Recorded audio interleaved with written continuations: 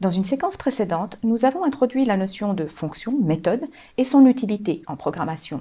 Nous allons aujourd'hui nous intéresser à ce qui se passe lorsqu'on utilise, lorsqu'on appelle une méthode. Concrètement, à ce stade, nous savons qu'à la notion de méthode sont associées trois facettes: l'entête, la définition et l'appel. Et nous allons aujourd'hui nous intéresser en détail à ce qui se passe au moment de l'appel. Reprenons notre exemple du calcul des moyennes. Nous avons ici affaire à un petit programme principal qui demande à l'utilisateur d'introduire deux notes. Ces deux notes sont introduites par l'utilisateur par le biais du clavier. Et enfin, la moyenne de ces deux notes est affichée. Le calcul de la moyenne est réalisé ici par le biais d'un appel à une méthode, la méthode moyenne. Et nous allons maintenant étudier les mécanismes impliqués par un tel appel. Nous avons ici un exemple concret d'appel de méthode qu'on appelle la méthode moyenne, et on l'appelle en lui passant deux arguments, ici sous la forme d'expressions, qui bien évidemment vont correspondre respectivement aux deux paramètres de la méthode. Vous noterez que l'on appelle habituellement paramètres les données dont a besoin la méthode pour pouvoir fonctionner telles que décrit dans l'entête de la méthode, et par argument les données effectives fournies à la méthode au moment de son invocation, de son appel. Donc le but ici est de décortiquer ce qui se passe au moment où un tel appel est exécuté. La toute première étape qui est effectuée consiste en fait à évaluer les différents arguments, et en Java, cette évaluation va se faire systématiquement de gauche à droite. Donc ici concrètement, le premier argument est évalué, donc l'expression est évaluée, qui va retourner une valeur de 2.3. La seconde, ce qui va produire la valeur 4.25. Ensuite, seconde étape, il faudra établir le lien entre concrètement ces arguments et les paramètres de la méthode. C'est ce qui se passe au moment de la seconde étape.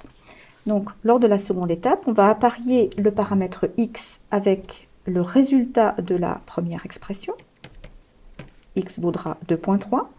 Et apparier y avec le résultat de l'évaluation de la seconde expression, 4.25.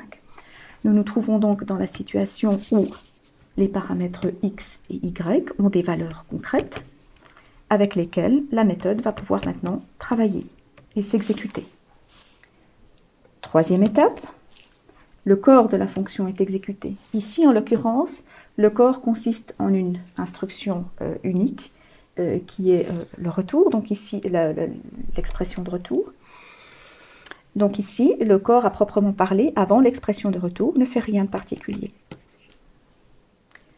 Quatrième étape, c'est l'expression qui va servir de valeur de retour qui maintenant va être évaluée. Donc concrètement, x plus y sur 2 va être calculé, ce qui produira le résultat suivant. Et cette valeur est maintenant retournée par la méthode qui va la mettre à disposition du programme appelant. Donc en fait, tout cet appel de méthode est remplacé par le résultat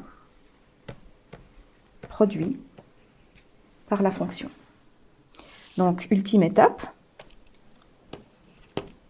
z prend la valeur 3.275. Nous venons donc de voir les 5 étapes qui se déroulent habituellement lorsque l'on appelle une méthode. Donc, première étape, les expressions qui sont passées en guise d'argument à la méthode sont évaluées. Deuxièmement, les valeurs correspondantes sont ensuite affectées aux paramètres de la méthode. La méthode dispose à ce moment-là de toutes les informations qui lui sont nécessaires pour pouvoir travailler. Son corps peut s'exécuter. Quatrième étape, l'expression qui suit la première commande return rencontrée à l'exécution va être évaluée et le résultat de l'évaluation de cette expression est ensuite retourné comme résultat de l'appel. Ces 5 étapes se déroulent dans le cas le plus général. Il existe des situations où le déroulement est un peu simplifié.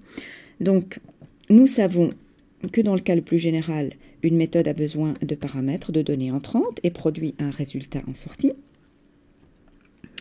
Alors, il existe des situations cependant où la méthode n'a pas besoin de données entrantes et à ce moment-là, évidemment, les étapes 1 et 2, qui consistent à évaluer les expressions passées en argument et les affecter aux paramètres, n'ont pas lieu pour une méthode sans argument. Et puis, il existe des situations où il n'y a pas de données en sortie, la méthode ne fournit aucun résultat, et à ce moment-là, les étapes qui consistent à évaluer l'expression après le return et retourner ce résultat, les 4 et 5, n'ont évidemment pas lieu. Une méthode peut parfaitement appeler une autre méthode. C'est le cas de ce petit exemple-là, où vous avez une méthode affichée score qui prend en paramètre un joueur identifié par un entier, un nombre de points gagnés par le joueur, le temps qu'il a passé à jouer, et qui va afficher pour le joueur son score. Ici, il se trouve que le score est calculé en fonction du nombre de points et du temps passé, et le calcul se fait par le biais d'une méthode. La méthode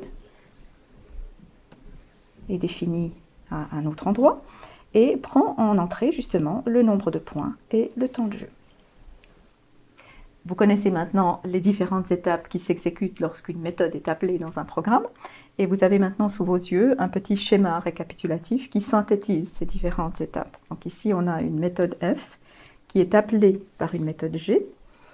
La correspondance entre les paramètres de la méthode et les arguments d'appel se fait au moment de l'appel.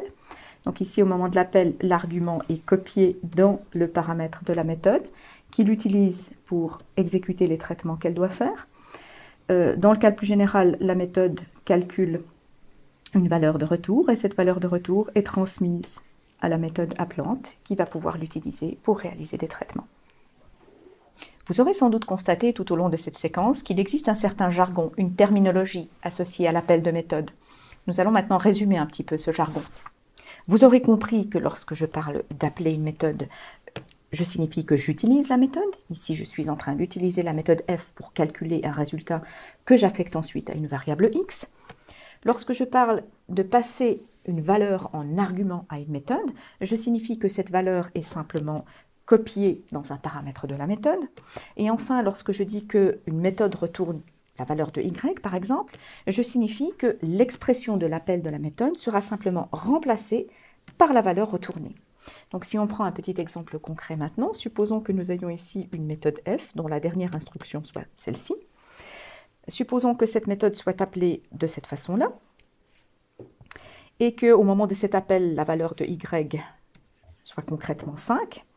Dire que la méthode retourne la valeur de Y, c'est-à-dire 5, revient à dire que l'on remplace simplement cet appel-là par la valeur retournée, c'est-à-dire 5. Ainsi, je peux dire indifféremment, cos de 0 retourne le cosinus de 0 ou cos de 0 retourne 1, par exemple.